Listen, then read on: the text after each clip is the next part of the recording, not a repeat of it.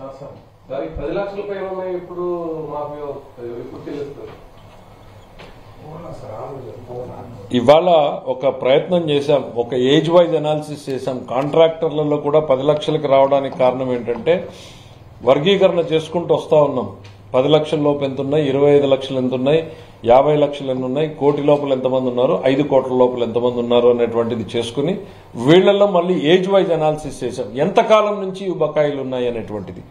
So first 2-3 రకాలుగా option చేశాం. 6 ఏళ్ల నుంచి వెయిట్ చేసే వాళ్ళకి ఇద్దామంటే 10 లక్షలు కాకుండా 50 కానీ 60 కానీ, సరే అట్లా కాదులే ఒక నిర్ణయం తీసుకుందాం అనేటువంటి దాంతో సుదీర్ఘ కసరత్తు జరిగిన తర్వాత 10 లక్షల లోపల ఉన్నట్టు అన్నింటినీ కూడా క్లియర్ చేయడం జరుగుతోంది. నెక్స్ట్ ఆర్థిక వెసులుబాటు వచ్చే కొద్దీ మేము ప్రతి రంగాన్ని కూడా యాక్టివేట్ చేయదలుచుకున్నాం. రాష్ట్ర ఎకానమీని రివైవ్ చేయడమే మా లక్ష్యం. రీస్టార్ట్ ది ఎకానమీ అనేటువంటి పరిస్థితిలోకి వెళ్తాను. ప్రతి రంగాన్ని కూడా నిలిపేశారు. నేను పదే పదే చెప్తున్నా, రాష్ట్ర ప్రభుత్వానికి ప్రాఫిట్ ఉండదు. రాష్ట్ర ప్రభుత్వం చేయాల్సింది సమాజంలో డబ్బు చలామణి పెరిగేలాగా చూడాలి. ప్రజల వద్ద డబ్బు పెరుగుతూ ఉంటే, తిరుగుతూ ఉంటేనే రాష్ట్ర ప్రభుత్వానికి ఆదాయం కూడా వస్తుంది. రాష్ట్రంలో సంపద పెరగడం ద్వారానే అది సాధ్యమవుతుంది. సంపద పెంచడం అంటే మీరు చూశారు, ఇవాళ చంద్రబాబు నాయుడు గారు ఒక ఆర్సిలర్ మిట్టల్ కంపెనీని తీసుకొస్తే 5 ఏళ్లలో 1,50,000 నుంచి 2 లక్షల కోట్ల పెట్టుబడులు. అంటే జీఎస్టీ ఎంత వస్తుందో మీరు లెక్కేయండి. 1,00,000 కోట్ల మీద 18% జీఎస్టీ అంటే 18,000 వస్తుంది. 18,000లో కేంద్రం పోతే కనీసం మనకు 10-12 కోట్ల రూపాయలు వస్తే ఒక స్కీమ్ ని బ్రహ్మాండంగా చేయొచ్చు. ఇది సంపద సృష్టించడం అంటే. ఎస్, మేము ఈరోజు తెచ్చినటువంటి ప్రతి అప్పుని కూడా దాన్ని రివైవ్ చేయడానికి ఉపయోగిస్తున్నాం. ఎక్కడ కూడా ఎకానమీని రీబూట్ చేయడానికి, ఎకానమీని రీస్టార్ట్ చేయడానికి ఉపయోగించాం. మేము చెప్పాము, ఇప్పుడు 74 కేంద్ర ప్రభుత్వ స్కీములని మేము ఈరోజు రీస్టార్ట్ చేశాం.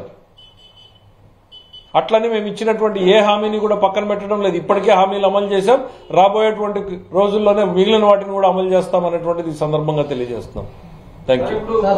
కొన్ని జాబ్స్ సంబంధించి ఫైనాన్స్ డిపార్ట్మెంట్ అప్రూవల్ కావాలి, మరి ఎడ్యుకేషన్ అదేమో వచ్చిందా? ఏమి జాబ్స్ అండి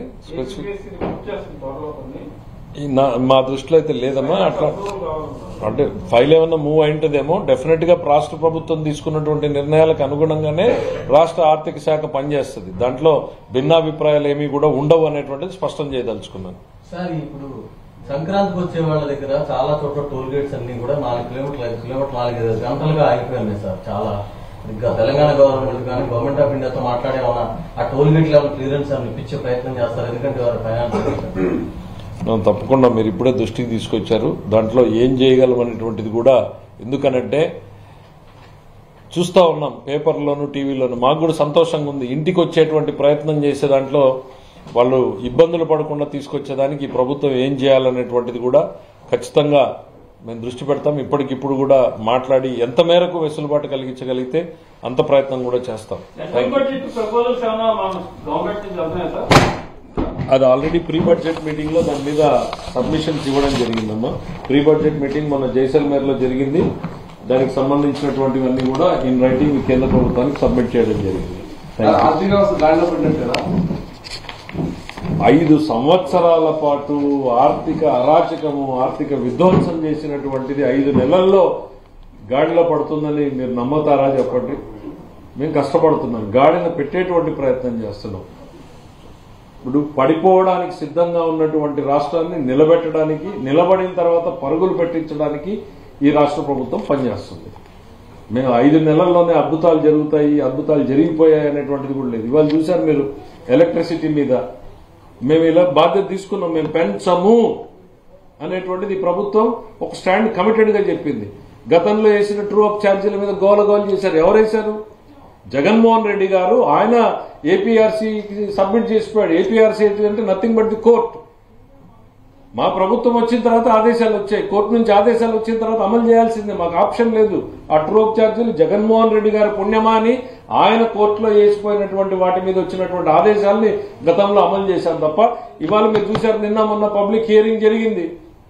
పబ్లిక్ హియరింగ్ జరిగినా వాళ్ళకన్నా ముందు ప్రభుత్వమే చెప్పింది ధరలు పెంచడం, ఆ భారాన్ని మేమే మోస్తామనేటువంటిది.